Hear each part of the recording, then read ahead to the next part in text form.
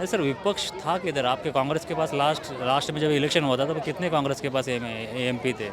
तो तभी भी आपके पास है ही नहीं ना सर। तभी भी नहीं थे, अभी भी नहीं है, तो कौन सा खत्म होने का साथ वाला? पहले भी ईडी था, इन्होंने भी बहुत कुछ किया है, ऐसा नहीं कि पहली बार किया है। वो जब इंदिरा गांधी का समय था तभी क्या क्या किया है वो मेरा मुंह मत खुलवाओ वो। हाँ, वो बहुत कुछ किया है उन्होंने। सोना कितना लूट लिया है वो सबको मालूम है सर। लेकिन जिसने अपराध किया है वो लोग अभी समझो ईडी के पास गए हैं, तो आपके पास आप बेकसूर है तो आप दिखाओ, कोर्ट को दिखाओ, सब दिखाओ।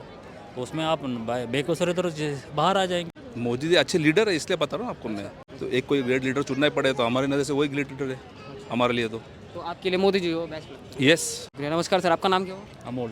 अच्छा सर, आपकी राय क्या रहेगी लोकसभा पर? मोदी जी आनेंगे। अच्छा, आपसे अगर ये पूछूं कि क्यों आने चाहिए, जैसे विपक्ष है वो तो कह रहा है वो उखाड़ के फेंक देंगे, इस बार आपको लग रहा है मोदी जी आ जाएंगे? 100% मोदी जी आएंगे सर। अच्छा, क्योंकि एनडीए गठबंधन में जो है वो काफ़ी सारे लोग जुड़ गए हैं, अलग अलग राज्यों के जो सीएम हैं सारे उसके अंदर हैं।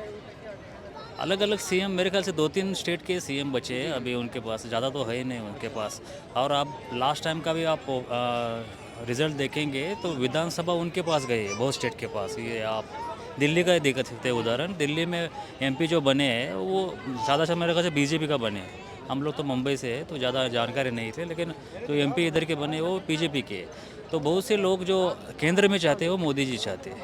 अभी जो रीजनल पॉलिटिशियन वो अलग अलग है, तो कोई रीजनल पॉलिटिशियन में वो अलग अलग तरह से अलग अलग होता है। जैसे आप बंगाल में चाहते हैं तो बंगाल में मेरे ख्याल से वो ममता बनर्जी का सीएम बन के है, लेकिन उधर की लोकसभा की सीट जब भी है तो ज़्यादा सीटें कम, ज़्यादा 2-3 सीटें ही कम है बीजेपी को, लेकिन अच्छी तरह से उधर काम किया है सर। इवन आप महाराष्ट्र में देखेंगे तो महाराष्ट्र में लास्ट टाइम गठबंधन था तो मेरे ख्याल से भाजपा के 21 या और इनके 18 शिवसेना के सांसद लोकसभा में मोदी जी को दिए थे उन्होंने। सर जैसे कि लोकसभा इलेक्शन काफ़ी नज़दीक आ गए हैं, तो इसमें विपक्ष पार्टियां जो हैं वो अपने अपने मैनिफेस्टो ला रही हैं, बड़े बड़े दावे कर रही हैं। जैसे कि राहुल गांधी को अगर हम बात करें तो राहुल गांधी बोल रहे हैं कि महिलाओं के लिए सालाना इनकम वो ₹1,00,000 की देने वाले हैं बिना कुछ काम के। तो आपको नहीं लग रहा है ऐसी जब योजनाएं आएंगी तो पक्ष थोड़ा सा बदल सकता है या राजनीति में इस बार माहौल चेंज हो सकता है? नहीं सर, वो पहले का रहा था कि आप फोकट में लेके कुछ काम करेंगे ऐसा। अभी से वो जो युवा जो रोज़गार है वो लोग काम करके पैसा कमाने में ऊपर बिलीव करते हैं सर।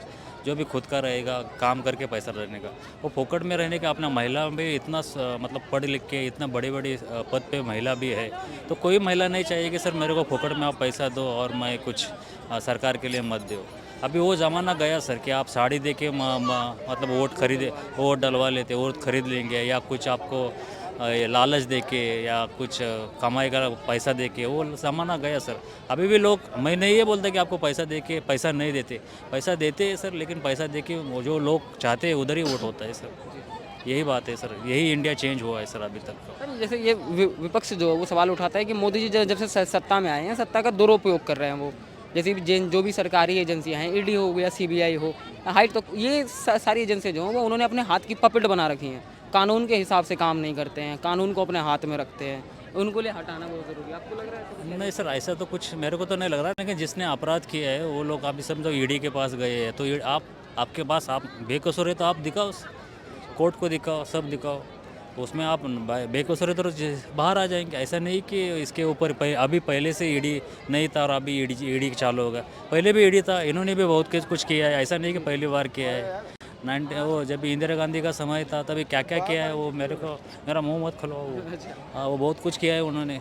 सोना कितना लूट लिया है वो सबको मालूम है सर। जैसे कि अभी दिल्ली के जो सीएम हैं अरविंद केजरीवाल, उनके लिए ईडी ने गिरफ्तार कर लिया, उनको तिहाड़ जेल भी भेज दिया गया है। तो आपको लग रहा है कि ये जो दिल्ली में जो परिवर्तन हुआ है सीएम को लेकर, पहली बार इतिहास में कोई सीएम गिरफ्तार हुआ है जो पद पर था, इससे कुछ राजनीति में बीजेपी के लिए कुछ फ़ायदा मिलने वाला है, गठबंधन के लिए कुछ नुकसान होने वाला है?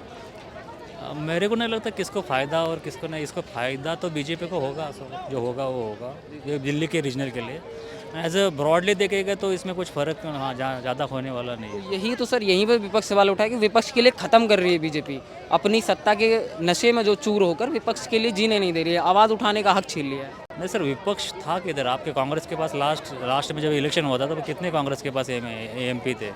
तो तभी भी आपके पास है ही नहीं ना सर। तभी भी नहीं थे, अभी भी नहीं है, तो कौन सा ख़त्म होने का साथ वाला? ख़त्म ये हो रहा है कि बहुत से लोग अभी क्या हम लोग काम करते हैं, आप भी किधर काम करते रहेंगे तो आप क्या बोलेंगे? आप बेहतर चाहते थे, मेरे हाथ में कुछ होना चाहिए, तो मैं इधर से चुन के नहीं आता तो वो मैं उधर जा रहा हूँ।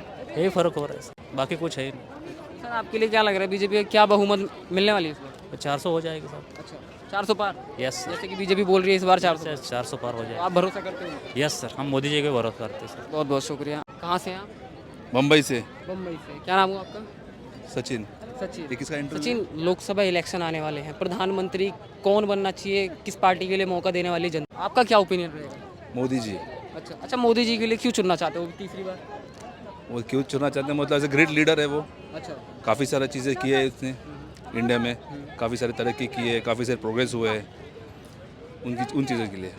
मगर जैसे कि विपक्ष भी खड़ा हुआ है, विपक्ष बोल रहा है कि जनता की तरफ तो ध्यान नहीं दे रहे हैं, जनता तो बड़ी परेशान है 10 सालों से। जनता परेशान है। जी, जैसे कि महंगाई बढ़ा रखी है, या युवाओं के लिए रोजगार प्रदान नहीं कर पा रही है, महिलाओं को सुरक्षा नहीं दे पा रही, ऐसे तमाम तरह के मुद्दे जो हैं वो विपक्ष ने खड़े कर रखे हैं। महंगाई तो रोज ही बढ़ रही है 10 सालों से। पगार भी बढ़ रहा है। पगार बढ़ रहे हैं तो महंगाई तो बढ़ेगी ना। पगार कम हुआ है, आपका नहीं हुआ है पगार तो कम। सही है ना। महंगाई 10 साल पहले तो क्या पगार तो वो नहीं था, सैलरी तो बढ़ गई 10 सालों में। जितना इकोनॉमी में पैसा आएगा उतना महंगाई मगर तो सर बढ़ेगी। एक मिनट में आ रहे सर, मगर सर युवाओं के लिए रोजगार तो प्रदान नहीं कर पा रही है, महिलाओं की सुरक्षा तो सबसे ज़रूरी है, उसके लिए भी नहीं दे पा रही है, ऐसा राहुल गांधी का कहना है।